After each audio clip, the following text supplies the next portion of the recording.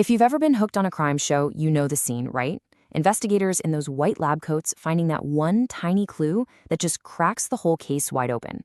But you gotta wonder, how much of that is just Hollywood magic, and what's the real science behind it all? Well, today we're gonna pull back that curtain and dive into the truly fascinating world of forensic science. So let's just start with the biggest question of all. How do you take the cold, hard, methodical world of science and use it to figure out the truth of what happened in the chaos of a crime? It's a huge question, and one that people have been trying to answer for centuries. And the answer to that question, well, it has a name. It's this incredible field where the sterile lab and the serious courtroom finally meet, bringing scientific fact to the search for justice.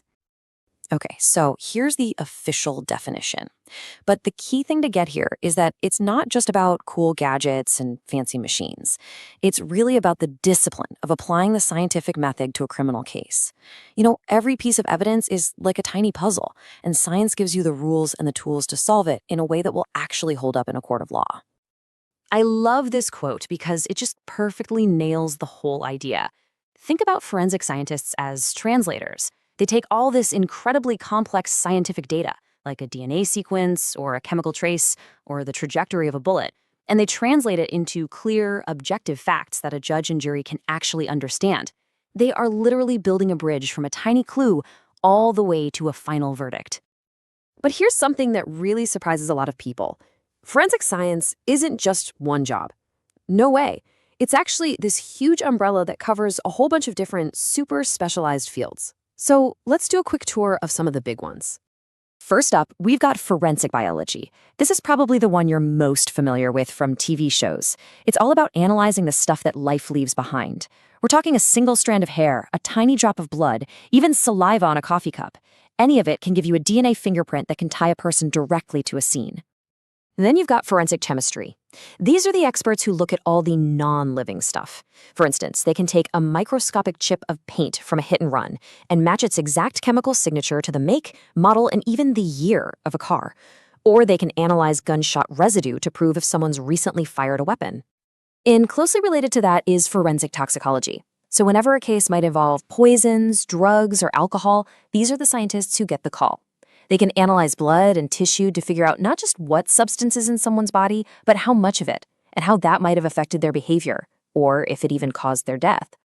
Now for a field that is just absolutely exploding in our modern world, digital forensics. I mean, it seems like every crime these days leaves some kind of digital footprint. These investigators are like digital bloodhounds. They can dive into hard drives and phones to pull up deleted texts, track a suspect's location history, and piece together their entire online life. You might think that analyzing handwriting is a bit old-fashioned, right? Well, think again. The questioned documents unit is still incredibly important.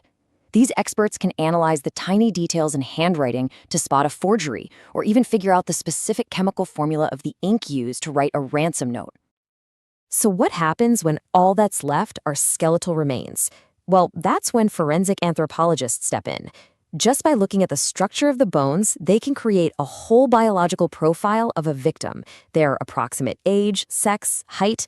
They can even find evidence of old injuries that might give clues about the cause of death. And finally, there's forensic odontology, which is all about teeth. You know, because our teeth are so incredibly durable and our dental records are so unique, they're one of the best ways to identify remains, sometimes years later. Plus, these experts can also analyze bite marks, matching them to a specific suspect's dental pattern. Okay, so we've met all these different specialists, but what kinds of tools and techniques are they actually using? Let's take a peek inside the investigator's toolkit, starting right where the action happens. So long before anything ever makes it to a lab, you can get a ton of crucial information just by interpreting the environment itself. The story of what happened often begins right there on the ground. And two really powerful techniques help piece together the event itself. Bloodstain pattern analysis can basically read the story told by splatters on a wall, telling you the kind of weapon used or where people were standing. At the same time, you've got forensic entomology. Yep, the study of insects, which uses the life cycle of bugs found on a body to help pinpoint the time of death, sometimes with incredible accuracy.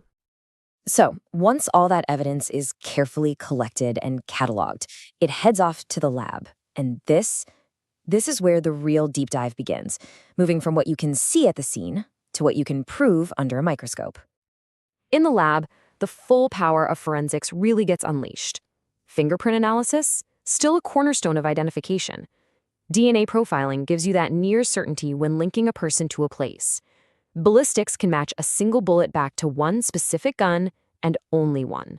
And then you have these advanced techniques like microscopy and spectroscopy, which let scientists identify even the most microscopic traces of evidence. So, we've talked about the what and the how, but let's zoom out for a second to the biggest question, why? Why does all of this matter so much?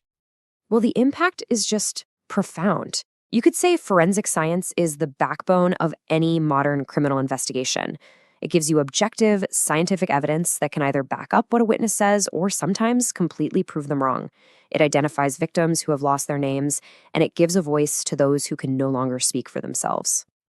And this right here, this might be the most critical point of all. The real goal isn't just about locking people up. It's about making sure the right people are held responsible. Science, at its heart, is impartial. It just follows the evidence. It doesn't have an agenda. This quote just says it all. A fiber that doesn't match a suspect's clothes or a DNA sample that rules someone out, that's just as powerful as evidence that convicts them. In that way, forensic science is actively protecting the innocent by making sure our justice system is grounded in objective, provable facts. So this is where we're left. Science gives us the facts, the hard data, the objective evidence. But the interpretation of those facts and the final decision about guilt or innocence, that still rests in human hands. Forensic science gives us all the pieces of the puzzle, but it's still up to the rest of the justice system to put them together the right way. And that, well, that's definitely something worth thinking about.